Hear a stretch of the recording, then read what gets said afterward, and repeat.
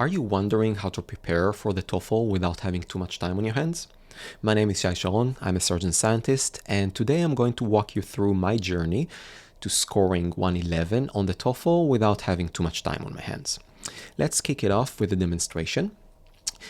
In the description down below, you'll find a link to my Notion page. This Notion page has the sections of vocabulary, speaking, writing, reading, and listening. This is how it looks if you hit the link.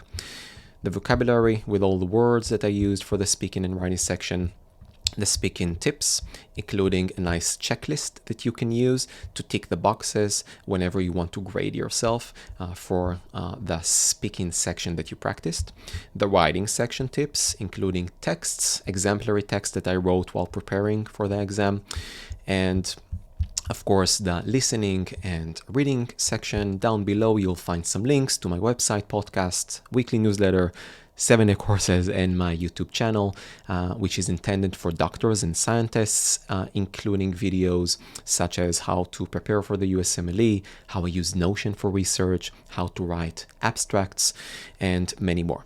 Disclaimer. So, no one is sponsoring this video. I'm not trying to sell you anything.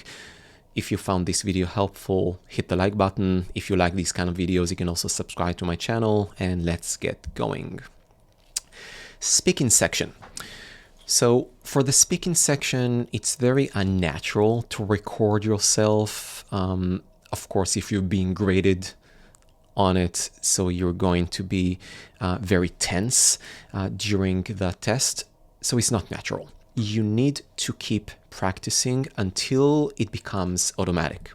And for that, my first recommendation to you is to record yourself. Use your phone, use your computer, it doesn't really matter. But whatever you do, you need to record yourself and then listen back to yourself. Even if you practice with another person, you don't want to rehearse your responses while talking to another person. You want to record it on your own and then ask the other person to listen back to your recording. The reason for that is that we sound very different when we record ourselves and when we're on our own, and because on the test you want to sound natural and conversational, you need to practice to sound natural and conversational while you're actually talking to a computer or to a phone. So record yourself is very, very important.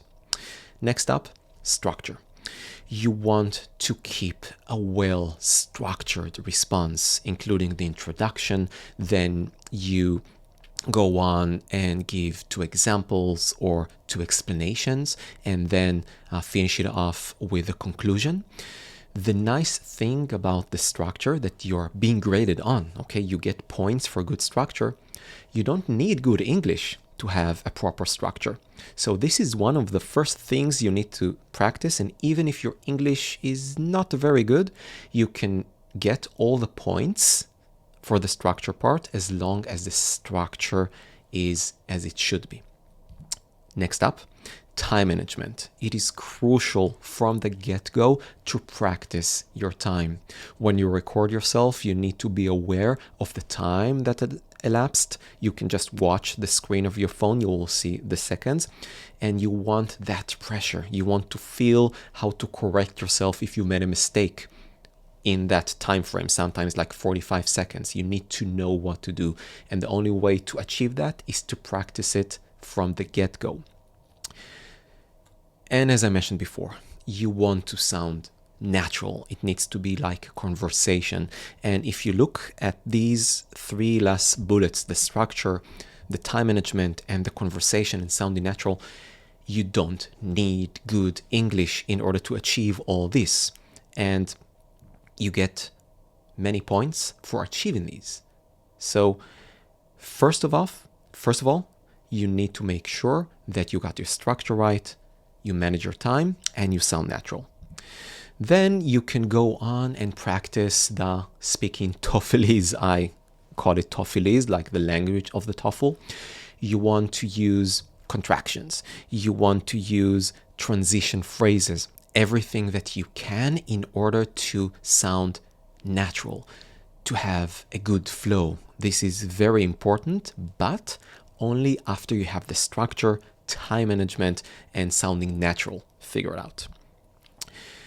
Vocabulary. So there are many resources out there to give you the vocabulary that you should use while you give your responses in the speaking section. Let's jump over to the Notion page that I'm sharing in the description down below.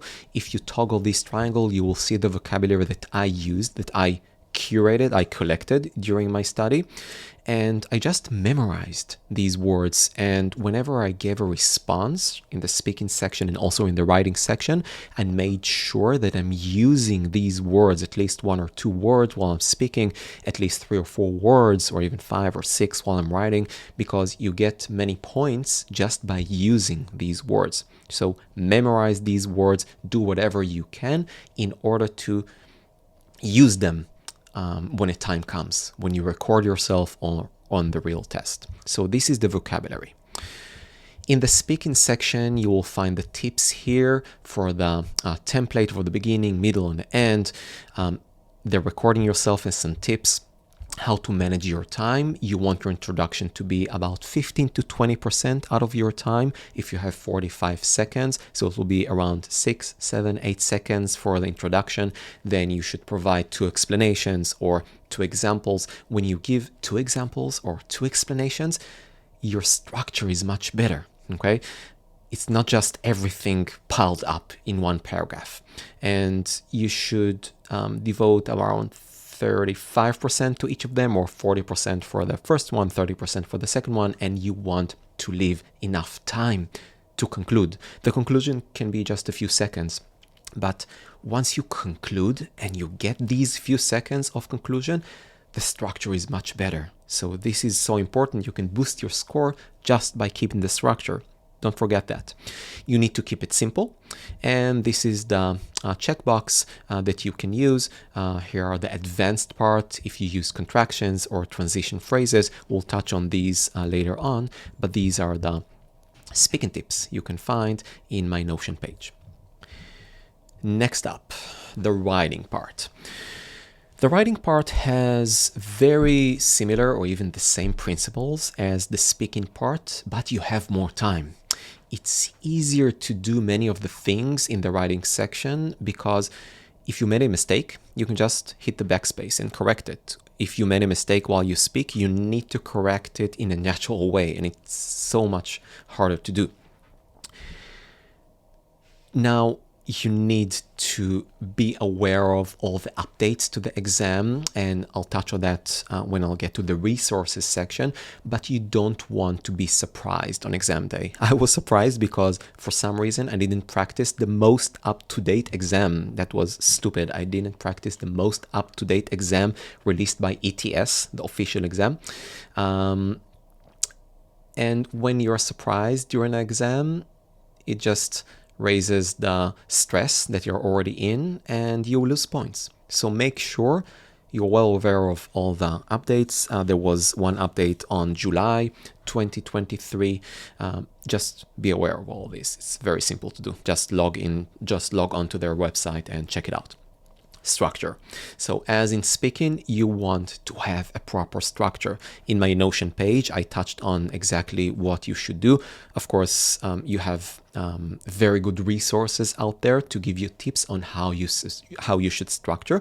What I want you to, my take-home message for you is whenever you keep your response, your writing passages structured, you gain points, and you don't need good English to have good structure. Don't forget that. Now, when you write, you want to embrace the debate. You want to propose one opinion and then contradict it with another opinion. If you gave your own opinion, you should support it with 2 examples or 2 explanations. Whenever you do that, whenever you include some kind of a debate inside your passage, and again, you don't need very good English in order to accomplish that, you get more points. The person or the computer or both who will read your writing passage will be very impressed if you structured it. Next up, it is easier to introduce vocabulary into the writing section as opposed to the speaking section. In the speaking section, you have time constraints and you are recorded all the time. You can't really stop and say, how do you say this? I forgot the word. You can't, okay? You can, but you lose many points. If you want to boost your score, just use the vocabulary. It's much easier to use. You can just memorize a certain vocabulary, my vocabulary list, your vocabulary list, a combination. There are many resources out there that you can use in order to get all the words that you need, all the vocabulary that you need. Just use it, okay? You want the transition phrases. You want the variety of the words. You want to diverse the way you write, and you get points just for that. And for a person without a very good English, or for a person who doesn't have a lot of time on their hands, you can just memorize vocabulary and use it. You want to practice under pressure. You need to practice with the time limit. You need to practice with a stopwatch, with a timer. You have to do it from the get-go, okay? And same as with the speaking section, you need to make sure that you get everything written down in time and you have enough time to go over it and to look for typos in the text. And the only way to achieve that is to have the ability to work under pressure as natural as it can be. You want to feel natural on exam day. So work with a timer, work with a stopwatch, even if it's not very comfortable doing and it's much easier to just practice without a time limitation. There's no point in practicing without a time limitations. No point. My practice text. So let's jump over to my Notion page, to the writing section. So here at the beginning, you will find example text that I wrote. Actually, these texts I wrote about 2-3 weeks before I took the real exam. I prepared for it for about a month. It was a month when I was a medical intern. I think I was a pediatrics intern, and I also worked after hours in my private practice. So I didn't have much time on my hands, and I think most of the texts were written after 26 or 28 hours of being on call. This is the only time that I had to practice. So I kept all my typos, all my grammatical errors. They are just here. You can see them, but you can use these texts as an example of how texts look for someone who managed to score 111 about 2 to 3 weeks afterwards. Okay, so these are my texts. You can also find my tips regarding the structure, the introduction, the body, the conclusion, the vocabulary. And again, you have the vocabulary list that you can use for the speaking and writing. And as I mentioned before, it's much easier to memorize the words, the vocabulary, and use it in the writing section. Okay. Reading and listening. So the reading and listening sections are easier to practice. These are multiple choice questions, much easier than to sit down and write and to record yourself and listen back to yourself and make mistakes while you speak. It's much easier. At least for me, it was much easier. But these sections are still half of the exam. Don't neglect these sections. Many of your points are in these sections. So you want to practice and you want to make it real. And by making it real, I mean you want the time constraints. If you use resources online, usually they will time you, so you don't need to do anything. You don't need to, put your stopwatch. It will be built into your practice. But if it's not, then of course use your stopwatch and timer. You want to have some kind of a whiteboard, erase board, or a pen and paper according to what you're allowed to use during your real exam, and you want to practice it. On my exam, I had to use a whiteboard, a small whiteboard, and I practiced using it, because when you write on a whiteboard, your handwriting is not really good. It's very hard to understand. At least for me, it was very hard to understand what I wrote. So I needed to practice even that. So you need to make it real. You need to do whatever you can to make your practice as close as possible to the real test. So this is the erasable writing board. I also used my iPad from time to time, but this is just in times that I couldn't access my erasable writing board. And you want to practice official TOEFL material.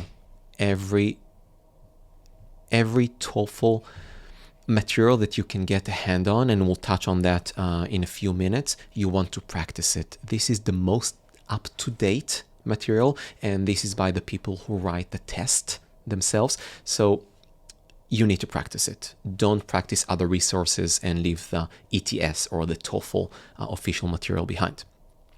So let's talk resources. You need to practice wisely. First up, ETS. ETS is the official website in our organization of the test, of the TOEFL test. You need to use your own resources, and by that I mean your own vocabulary, the texts that you wrote, the speaking that you recorded yourself. You need to listen back. When I prepared for my exam, I listened back again and again and again and again to my speaking responses. I just recorded it on my phone, and I drove my car and I listened to myself until I couldn't hear my own voice. And then I continued again and again, because when you do that, everything becomes automatic. Even sounding natural and conversational becomes automatic. So use your own responses. You can get so many points just by doing that.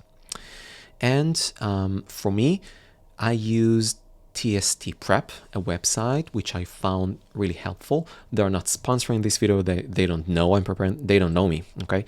But I found their material really helpful. So let's jump over to the browser. So this is the ETS website. You can find material to how to prepare for the test, official guide. I think when I took the test, it was free. I'm pretty sure, but right now you have to purchase it. I don't know if you have to purchase the guide. I think maybe when you purchase a test, or you can purchase a bundle, you get the guide with it. So I recommend that you use the most up-to-date test preparation material. This is also on the website, the ETS website. You can find the practice test. So check out the number of the volume and make sure don't make the same mistake I did. I think I just neglected to practice the highest number, the most up-to-date exam, and I was surprised on exam day. I think it was in the writing section or the listening section. So don't be surprised. Just check out these tests. And when I prepared for the TOEFL, I invested so much money in preparing for the USMLE as well. So my state of mind was, I don't want to pay so much money. And it was a mistake, because only by adding $50, $60 more, I could have achieved much more up-to-date material and not getting surprised on exam day. So I recommend that you use their materials, at least the first or the most up-to-date 2 or 3 exams. Okay, so don't make the same mistake I did. This is just an example by the TOEFL. I'm not going to scroll down because I don't want to ruin it for whoever uses it. And this is the TST Prep website. Again, this is the resource that I used. You can just check online, see what you find more helpful or more convenient to use or more affordable. When I took the test, I'm pretty sure they offered the tips sheet, the PDF, for free. You just signed up using your email address, and then they sent you the PDF for free, and then they offer you to purchase more practice material. When I scrolled down and checked their website, I couldn't find this free PDF version. I'm pretty sure that they are offering it for a certain fee. Whether or not it is worth it, you'll decide, but I think that just practicing using the ETS material, the official material, I don't think it's enough. I think it's good to get a tips sheet by an organization, a source that is very familiar with the exam and doesn't have any motive to to keep some of the things hidden or to surprise you on exam day. So I use the TST Prep. I think it's a good resource, but do your own, make your own decision and see what suits you best. So these are the resources. And with that, I'll wish you good luck. Hit the like button if you like this video, unlike if you didn't, and subscribe to the channel to check out more videos for doctors and scientists. And I'll catch you in the next one. Bye-bye.